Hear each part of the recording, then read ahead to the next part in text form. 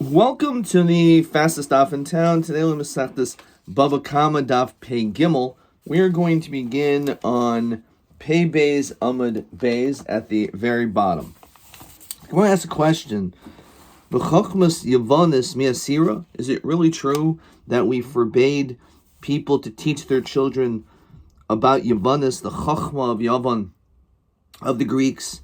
And the reason why we're saying this is we concluded in yesterday's daf that there was a story about how when we were inside the walls of Yerushalayim and we were receiving karbanos every day because no one could go in or out, then eventually they brought up a pig, and it was because of overhearing or knowing Chachos Yavanis, knowing the fact that as long as we continue to bring karbanos, we were undefeatable, or a nation that can never be reckoned with. So because of that, we said no pigs allowed and no chachmas yivanos. So on this again, the Gemara says chachmas yivanos miasir. Is that true? Mosanya Omer Rabbi be'Eretz Yisrael. As we continue to Pei Gimel Amud Aleph, this last daf or last Amud in Perek Meruba, Loshen Sursi Lama or Loshen Hakodesh. O Lashon Yavanis. Why do people speak the language of Sursi? Almost sounds like sorcery. That's not what it literally means, though. But why that language, speaking the Lashon Kodesh and Lashon Yavanis? Rabbi, which is the question. Obviously, you can speak Lashon Yavanis, clearly. Rabbi Yosi, Bava, Lashon Arami. Why do they speak Aramean there? O Lashon Kodesh, Lashon Parsi.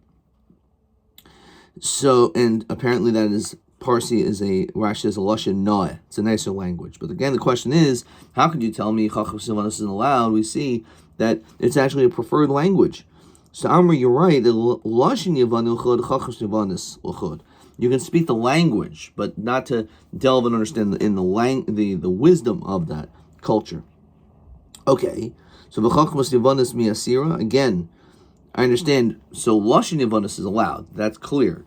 But why are we saying, or how do we know that this is true about Chachos Yavanis? After all, Yom Rabbi Yehuda Amar Shmuel, he said, Mishim Rabbi Gamliel, based on the pasuk in Eicha, Eini oyula l'nafshi, my eyes are wailing toward my soul, Mikol b'nai Iri, from all the daughters of my city, Elif Yeladim hayu b'beis Abba, 1,000 gave birth in the father of my household, Chamish meos mehem. So based on this, we say that 500 of them were learning Torah, 500 were learning Chachmas Yavanis.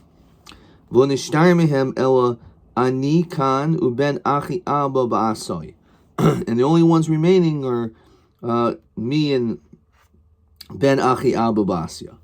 Anyway, the point is, it says clearly that 500 people learned Chachmas Yavanis. So Amri Shani based Rabbi Gamliel Shahayi Karayvel Mamalchos. Rabbi Gamliel was allowed because he was Karayvel Malchos. So therefore, it was important for him to be able to understand the chachma of the people in that nation in order for him to be able to engage with them. The Kedesanya Hamasaper Kaimi Harizeh Medarchi Hamoiri. Someone who speaks Koimi, Rashi says, Lefanim ba metzach, like in front of like the forehead, and it sounds like in a haughty manner. That's medarche ha'moiri, says Rashi. Shemasaprim b'lifneihem, that they speak in front of them. And misharim b'loiris machareihem, that what they do is they cut their hair in the front and then they leave their hair in the back. That is the Darchei Hamoiri. Lashon Acher Derech Roimiyim L'Galech Seir Shalomala Min Ha'oizen B'Tshuvas Hagoinim. Or it could be the Romans. They also had this special haircut, cutting by the ear. Okay, regardless, so Hamasaper Koimi Harizem B'Darchei Hamoiri. So Hamasaper actually is not speaking, right? It's referring to getting a haircut. If you cut your hair, koimi, where the front is this way and the back is like that, that's the darchei hamori. of Tulmas Bar Shimon Hetiru Saper Koimi. He did allow a haircut. It's interesting that getting a haircut and speaking for some reason are almost similar words in some way. Also, Sefer, a book. There's obviously a connection of those things. Anyway, Hatiru lo saper koimim neshehu karva malchus. He actually was allowed to get this type of a haircut because he was karva malchus, and therefore he was able to blend in, so to speak, with everyone else. So this is clear, a bit clear heter because he was karva malchus. This was allowed. Question 3. So again, l'saper koimi to get this haircut, or l'saper b'chachmas yivanos, since it's the exact same shorish. This is why when you make a laning, you haven't seen this for a few years, you have to remind yourself and look at Rashi. Anyway, so that's a pshat. So those things were allowed, and therefore for a typical person, chachmas yivanos is not allowed. Okay. We got a lot of as a kelvin king kashim mishal shelas chul. Can only have a dog if it's properly chained, so it's not going to run around and harm people. Tanrabanan. We got a lot of as a kelvin king kashim mishal shelas, as we just said. Of a megadahu beir hasmuchal asfar. A person could, another word, which is the exact same root word. Very interesting. You could raise dogs in a city which is near a bordering town. And the purpose of it is to protect you.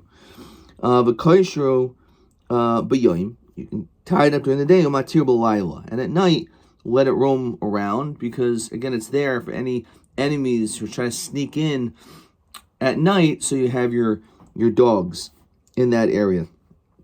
Tanya Rabbi Elazar Hagadol Omer Hagadol Klavim. If you raise dogs, it's Hagadol Chazerim. It's like raising pigs.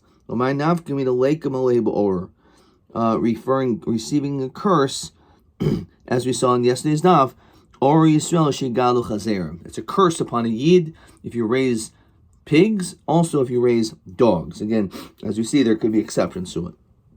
Rav Yossi bar min Yomi Rav Nachman Bavel ki hasmuch l'sfar dami tirgama naharda. When it comes to naharda specifically in Bavel, so that is a place in which is a bordering city, and therefore, because it's bordering, a person is allowed to raise dogs in this area, and therefore it's okay. Dorish Rabbi Dostoi Demin Biri. He made the following drasha based on the following famous pasuk we say when we put away the Torah. What do we learn out from this pasuk? Shin Shechina Shar Yisrael Pachas Mishnei Alafim Ushnei Rabavos. The Shechina will only come with 2 myriads, which is 20,000, and another 2. You have to have 22,000 yidin in order for the Shechina to reside, which means Chas or Achas. Let's say one of them is missing. You have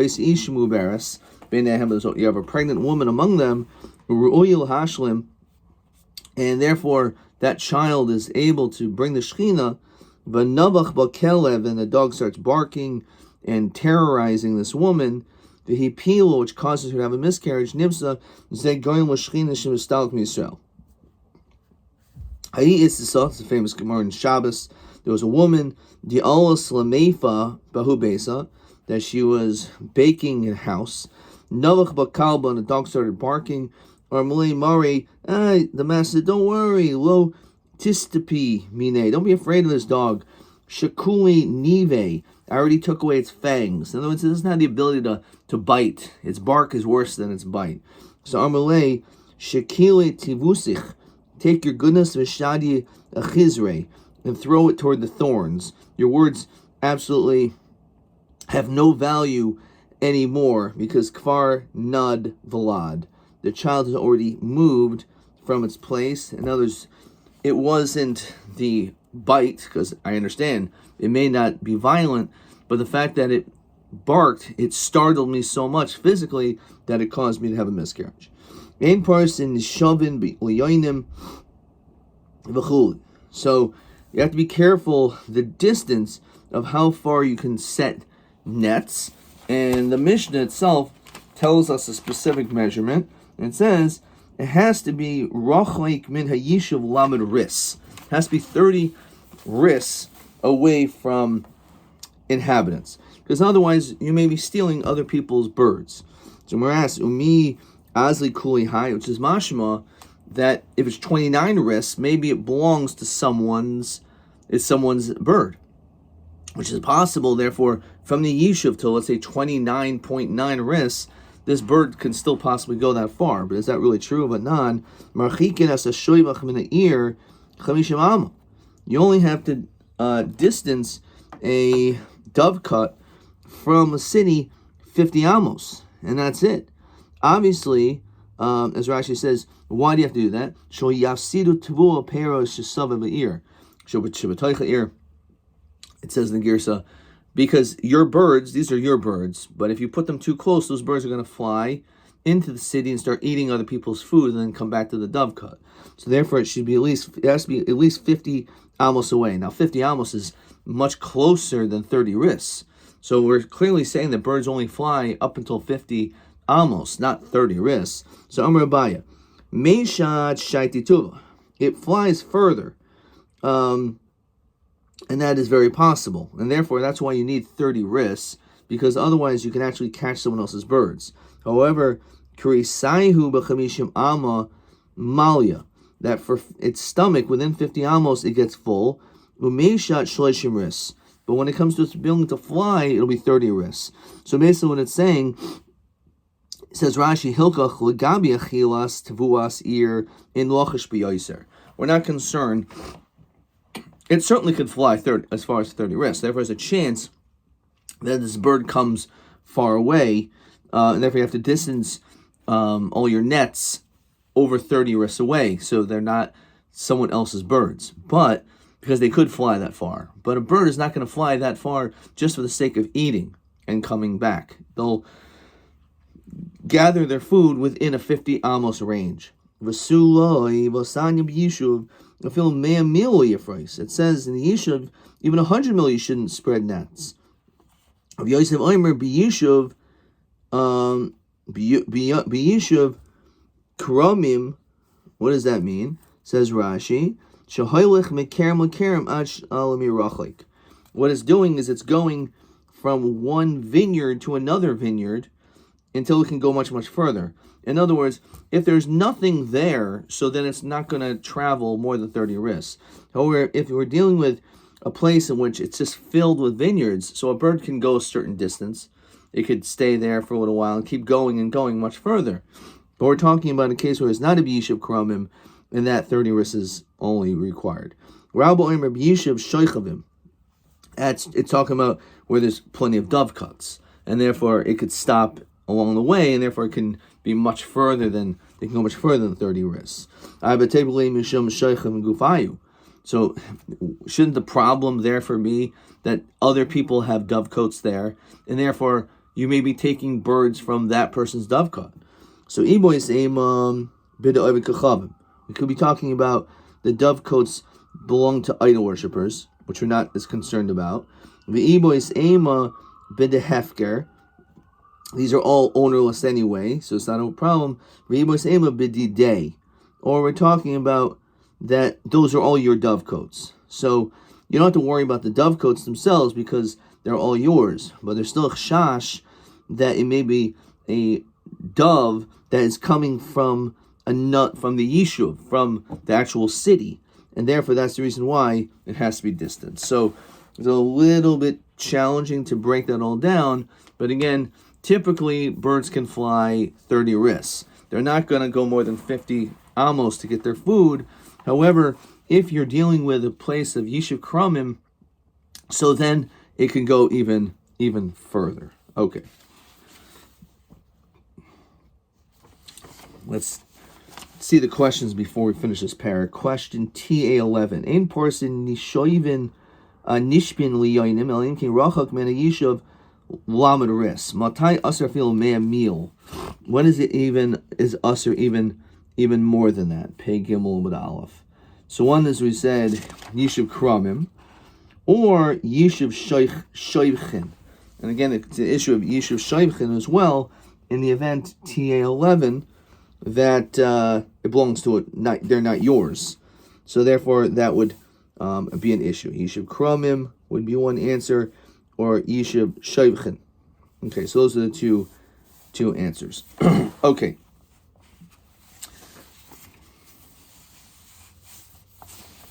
I'm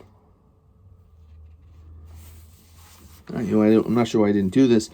TB11. Ma time shemoitzin zizin v'gustadois. Oh, I did this. I just didn't mark it. So we say that there's an issue of tuma. TB12. Elo devar metzinu shatiu l'kroivim l'malchus minet tzarich. Pei gimel but aleph. Wilmud chacham sivanis l'saper b'koimi. And I wrote, get a special haircut. Okay. That is the same as question 3. That's TB 12. And we'll look at Rabbi Gibber's test at the very end. Hanulach Maruba, Hanulach Maruba, Hanulach Maruba. We now continue with the 8th famous parak. Of course, a lot of these prakim are famous. Maruba, very famous. Achayvel b'chavero, Chayvel mishum chamish devarim. So we've been hearing over and over the chamish devarim. And we just took for granted knowing what they are, but they're not found until right here. That if you hit your friend, you're chayav 5 things, namely benezek, damages, the tsar, the pain you cause, beripoi, the doctor bill, besheves, the amount of time that they cannot be at work, uboishes, and the humiliation, embarrassment. Now, how do we assess these things? So the Mishnah explains. Benezek ketzad, so simas ein einov, you blind his eye, kotas yadai, you sever his hand, shibris rag broke his foot, roino sekil hu eved nimchor b'shuk, we evaluate as though he is a servant in a marketplace. How much is he worth before and after? And therefore that difference in his monetary loss as an eved is how much you have to pay. Sar, how about pain? So kavoi b'shvud or b'musamer, if a person burns him with a spit or some type of a hot nail, v'afil al tziparno, even on his own fingernails, which doesn't cause a permanent blemish.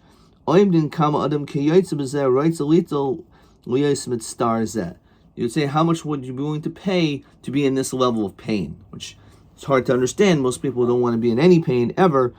Gemara is going to discuss that. Repoy, the doctor bills, he kahu chayv l'rafasai. Pasha. If you hit him, you have to pay for his doctor bills because he's injured, he has to be recovered. He has to go to a doctor, and he has a lot of he has surgeries and medications. So now the Mishnah explains. Let's say blisters arose because of this hit. So it depends. If it was actually because of the hit, then of course you're chayiv. If not, not. Now what happened if chaysa? Let's say he got better. Vinistra, chaysa vinistra. So chayiv rafasai. So let's say it keeps coming back. This injury, this bruise, this blister. So you have to keep paying because obviously it's connected to the original hit. Even though it looks like it went away, but the fact that it reappeared shows that it wasn't really healed. However, if it's clear that he's been completely healed from the matter, and let's say 5 years later he develops the same thing, then it's obvious that it's not connected, and therefore you don't have to pay the doctor bills. Sheves. Since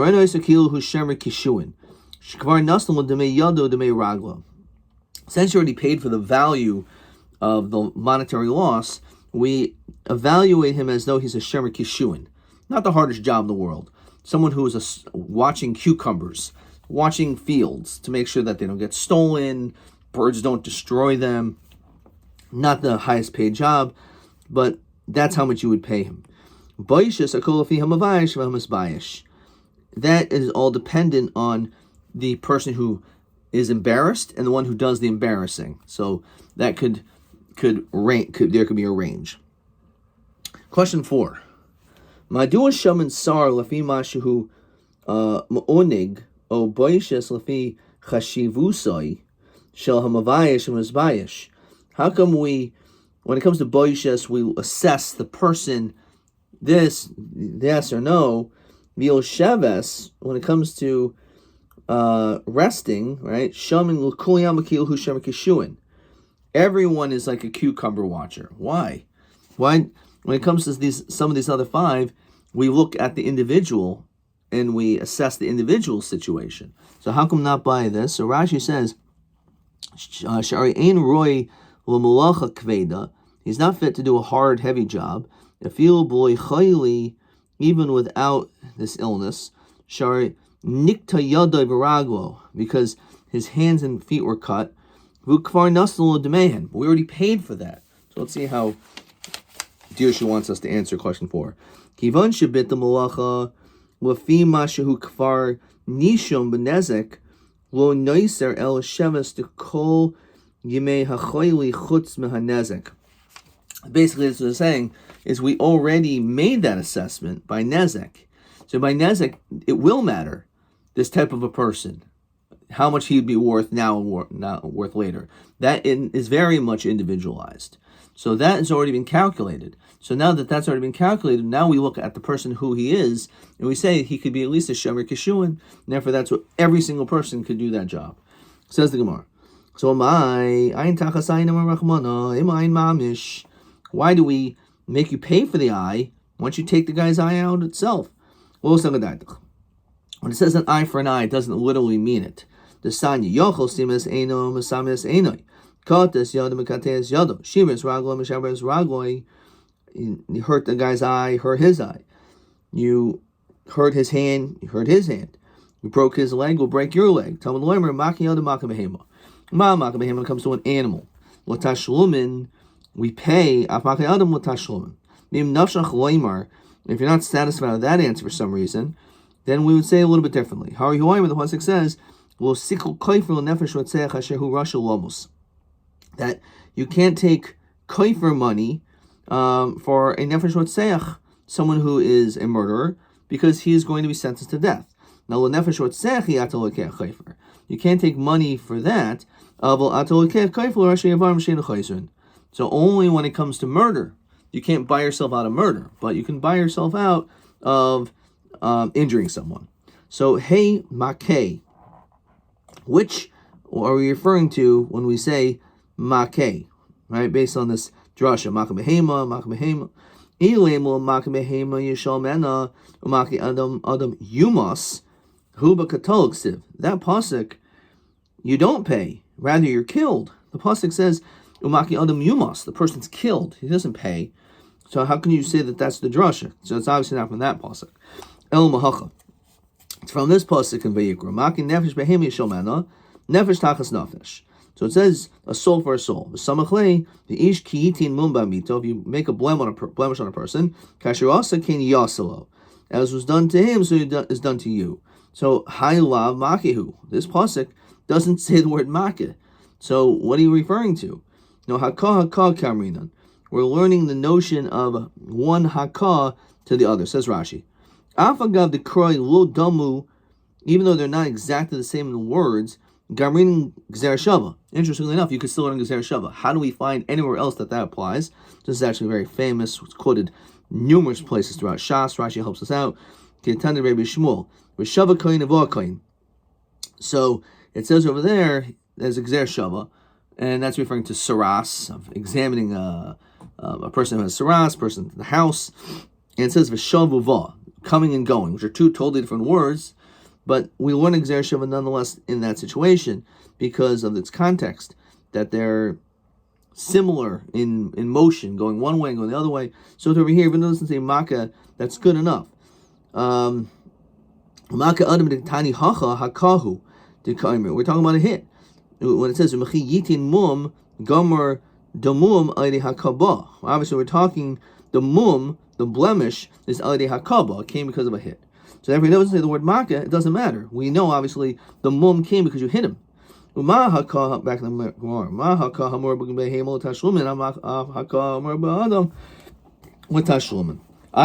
But the pasuk says, a man who hits someone, most yumas, is killed, b'mama. So maybe we kill him. First of all, we already learned Gzer Shava. Just like when it comes to an animal, we pay. So too when it comes to a person, you pay. The pasuk afterwards says, "Kasher yitin mum ba'adam ken yinasin boy." We learn from that pasuk. It's referring to you have to pay. So why do we end up coming up with a second shot? Because suka kasha latana machas is the alphas mamaka behema. Why are we learning it out from an animal that's payment? Lev mamaka adam. Learn out from the hit of a person, and when it comes to killing someone, you don't get out with money. Says Rashi, "L'katala lo asakra el Rashi avarim." Okay, the yomosoy aver. Okay, so Amri done because you can maybe say because it's like you killed a person, you killed the aver. All right, so that's perhaps the idea. Then you can learn out, just like if you killed someone, the person's killed, so too when you hit him, maybe you also do the same punishment. You knock on his eye, you hurt his hand. Whereas no. That's the reason why we had to have the second drasha. You shouldn't think that this is not, you can't learn out from Makim Behema. Because Amri, done in Nizakim and done in Nizakim Amisa. We can't compare damages to death. Death, okay, you're going to be killed. But damages, whether it's an animal or a person, is money. So Adarabba. You think it's better to compare it to an animal? Done in Adam and done in Adam and Behema. Isn't it better to compare laws of a man to a man than from an animal? And therefore, maybe again, if you hit someone, maybe we do exactly as you did to him, and not money. So the Gemara says, that's why we came up with another answer. The pasuk says, only when it comes to murder you can't buy yourself out. Most you're going to be killed.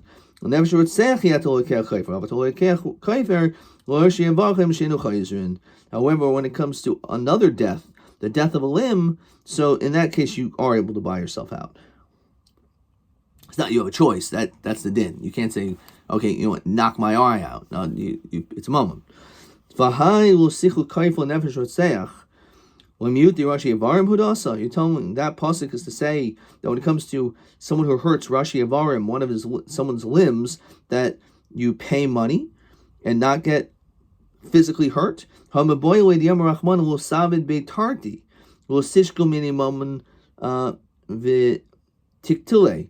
thought we learn out from there, just stam the din, that even though you injured, or let's say you did something which is a monetary loss, let's say you stabbed the guy through his silk shirt, murdered him, and now the Yarshim are claiming money for the shirt that you ruined, right? Just maybe not the best example, but in that situation we kill, but we're going to sentence you to death, but we're not going to require you to pay, because we apply the din of kamun b'rabina. But maybe this is the mocker of how you see that, versus this is not the mocker, because haibich they were shasu nafka.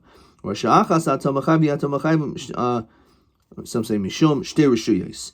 You can only be punished one thing, which is the more heavy of the two punishments, the more severe, which is the death penalty, and therefore you don't pay money. And therefore this pasuk is again really just coming to tell you to mamayit that the only time you'll be killed and not pay is dafka if you murdered someone. However, if you injured someone, you pay.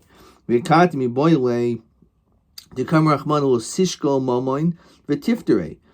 it's just telling you if you murder someone, just push up shot that you can't pay the Yorshim $1 million and then you're off scot-free. No, you're going to be sentenced to death. What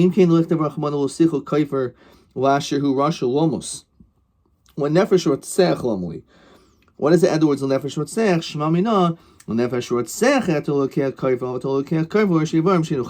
Okay.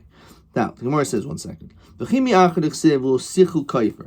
Once we've already established, we have this very strong pasuk, which clearly is a miyut to tell us that when it comes to Rashi Avarim, you pay, then maki lumli. Then why did we need the first Gzer Shava to begin with?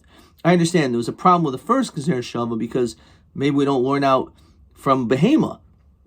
So the Gzer Shava could be problematic to some people. So the second reason is very strong, and we see that it is a good drasha. So why don't we just learn out from that? Why do we have this Gzer Shava then? So Amri, Imahai, if you only had the second pasuk, and not the Gzer Shava, Hamina, Iboy Eino Nesav, Iboy Deme Eino Nosav. If you want, you could pay with the value of the eye or the eye. Maybe it's to give you an option. You could use money or you can pay with your eye. We're going